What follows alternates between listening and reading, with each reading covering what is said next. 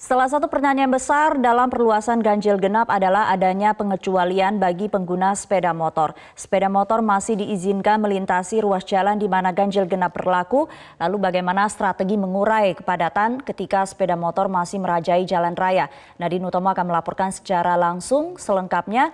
Nadine, dalam aturan perluasan ganjil genap, rencananya Pemprov DKI akan berlakukan sistem kanalisasi untuk sepeda motor. Apakah sistem ini akan diterapkan dalam masa uji coba ini?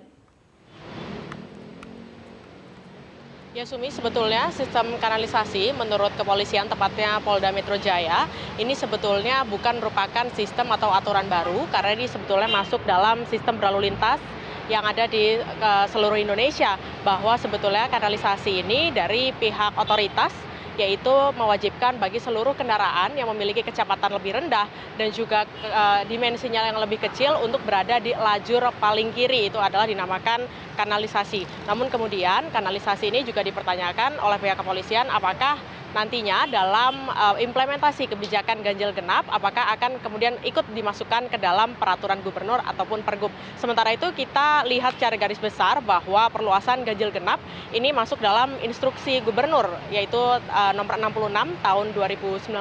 Dan tadi kami juga sempat berbincang dengan pihak Polda Metro Jaya yang menyampaikan bahwa sebetulnya seharusnya karena ini sudah masuk ke dalam tahap uji coba dan akan nantinya diimplementasikan pada 9 September, ini seharusnya sudah langsung dituangkan dalam peraturan gubernur. Namun memang sejauh ini prosesnya masih berlangsung dan belum masuk ke dalam peraturan gubernur karena kita lihat bahwa untuk instruksi gubernur saja ini sebetulnya adalah berlaku bagi internal untuk Pemprov DKI Jakarta, tidak berlaku untuk seluruh warga ibu kota ataupun warga Jakarta. Kita lihat di grafis yang ada di sebelah saya.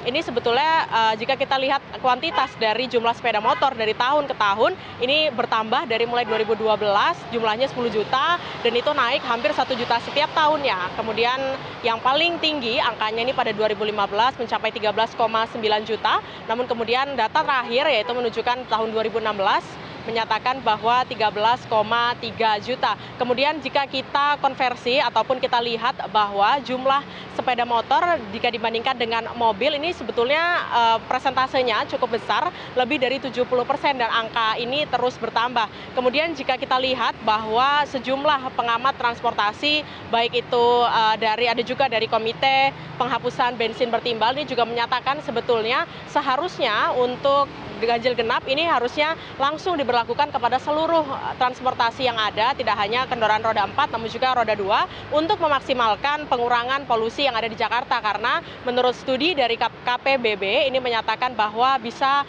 mengurangi polusi mencapai 50%. Namun jika tidak maksimal ganjil genap ini maka kemungkinan hanya akan mengurangi polusi sebanyak 28%. Sementara kita lihat bahwa polusi yang berasal dari sepeda motor setiap tahun ini bertambah, tadinya 70%, ini semakin meningkat setiap tahunnya. Dan juga kemudian masih ada beberapa hal yang masih perlu digarap dalam kebijakan ganjil genap ini. Sumi. Ya, Nadine, dengan adanya pengecualian terhadap sepeda motor artinya jumlah sepeda motor di jalan raya ini akan semakin bertambah. Apa langkah dari pihak kepolisian untuk bisa menjamin disiplin para pengendara motor ini? Ya Sumi, perlu diketahui juga bahwa sebetulnya tidak hanya sepeda motor namun juga ada kendaraan listrik yang terbebas dari kebijakan ganjil genap. Namun perlu diketahui juga bahwa untuk kendaraan listrik ini sebetulnya memang lebih condong ataupun lebih dipush oleh berbagai pihak untuk kemudian lebih banyak digunakan oleh keluarga DKI karena ini akan mengurangi jumlah polusi. Namun sebetulnya bagaimana nantinya penerapan kedisiplinan dari pengguna sepeda motor, sudah bersama saya di sini ada Kasubdit Gakum Ditlantas Polda Metro Jaya AKBP Muhammad Nasir. Pak Nasir, sebetulnya ini kita melihat jumlah sepeda motor semakin tahun semakin bertambah, namun kemudian banyak juga warga yang shifting kendaraan dari roda 4 menjadi roda 2. Ini polisinya nanti pencikapannya seperti apa? Ya baik, memang jumlah kendaraan sepeda motor dalam persentase jumlah kendaraan lalu lintas di Jakarta Raya dan sekitarnya itu berkisar antara 70 mungkin sampai 75% adalah kendaraan roda 2. Namun dalam operasionalnya memang terkait dengan kebijakan ganjil genap, memang salah satu yang dikecualikan adalah penggunaan sepeda motor roda 2 dan pengendara listrik. Ditambah dengan satu lagi yaitu kebijakan tentang out of rem dari jalan tol pada simpang pertama. Itu kebijakan yang pengecualian dari Pergub nomor 55 tahun 2018. Kemudian nantinya bagaimana Pak? Ini kan ada sistem kanalisasi yang tadi juga kita sempat berbincang, Bapak bilang bahwa itu sebetulnya bukan sistem baru. Apa kira-kira mungkin dalam 9 September nanti ini bisa diterapkan bahwa seluruh sepeda motor ada di jalur kiri, Pak? Ya, betul. Dalam sistem berlalu lintas kita, berdasarkan Undang-Undang nomor 22 tahun 2009, adalah sistem berlalu lintas dengan berada di lajur kiri. Artinya, kanalisasi yang dilakukan dalam kebijakan ini adalah sifatnya melakukan pengaturan terhadap kendaraan roda 2 dan roda 4 pada ruas-ruas yang mempunyai jalur yang besar. Artinya apa? Pemberian kanalisasi itu adalah untuk memberikan ketertiban kepada pengguna sepeda motor dan kendaraan roda 4. Ketika terjadi penyimpangan terhadap jalur-jalur yang dikanalisasi menggunakan marka dan rambu jalan, maka itu merupakan pelanggaran lalu lintas yang oleh karena itu kita lakukan sosialisasi saat ini. Artinya nanti pada saat implementasi kebijakan ganjil genap bisa dipastikan bahwa seluruh sepeda motor yang tidak berada di lajur kiri ini bisa ditindak ataupun terbilang melanggar hukum, Pak, dan bisa ditilang? Ya, betul. Nanti pada saatnya dilakukan kanalisasi pada jalur-jalur tertentu, nanti akan diberikan pemasangan rambu kepada pengguna sepeda motor. Yang kedua akan diberikan lajur.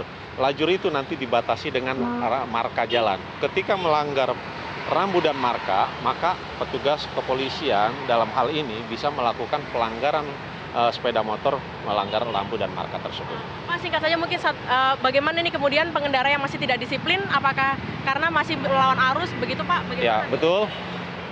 Lawan arus dan pelanggaran kasat mata terhadap pengemudi sepeda motor roda 2 ini memang menjadi prioritas dalam penegakan dan tindakan-tindakan upaya yang dilakukan oleh kepolisian. Intinya bahwa pelanggaran-pelanggaran kasat mata dan melawan arus itu mempunyai risiko fatalitas terhadap kecelakaan lalu lintas yang tinggi yang harus dilakukan tindakan dengan tegas. Baik, terima kasih banyak Pak Nasir atas waktunya.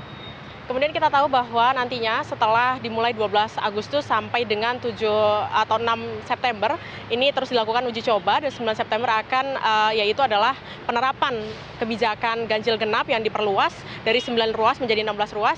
Kita lihat apakah nantinya pihak kepolisian betul-betul akan menegakkan aturan untuk sepeda motor yang dianggap bisa menjadi salah satu solusi untuk mengurangi polusi di Jakarta. Kembali ke Anda, Sumi. Baik, terima kasih Nadine Utomo untuk informasinya.